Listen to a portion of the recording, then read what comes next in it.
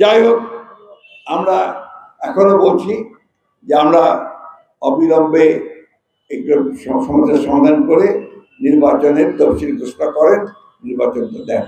বারবার করে আমরা নির্বাচন দেওয়ার কথা বলছি, কারণ নির্বাচন ছাড়া তো আমি তো জনগণের একটা সরকার তৈরি করতে পারবো না, তাই না?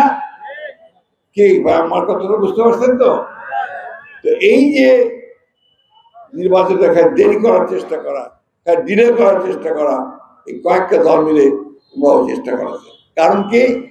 ওরা নির্বাচনকে ভয় পায়। এই কথাটা আমরা কোট করতে পারি। ওই দলগুলো নির্বাচনকে ভয় পায়, যে কারণে তারা নির্বাচনকে সবসময় পিছাতে চায়। আমাদের কথা খুব পরিষ্কার, ভাই কি করবার করো, নির্বাচনটা ওই ফেব্রুয়ারি মাসের বাইরে আর 1 ইঞ্চি গেলে, একদিনও গেলে জনগণ তা মেনে নেবে না। পরিষ্কার কথা, নির্বাচন আমরা 26-এর ফেব্রুয়ারি মাসের মধ্যে চাই, অন্যথায় এই দেশের মানুষ সেটা মানবে না।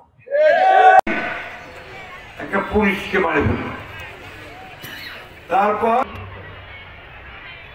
যেটা করলো, ওই মামলা করলো, মামলা 1 নম্বর আসামি আমি, আর আগে মামলা সেই দিন যা যা করা দরকার লক্ষ লক্ষ মানুষ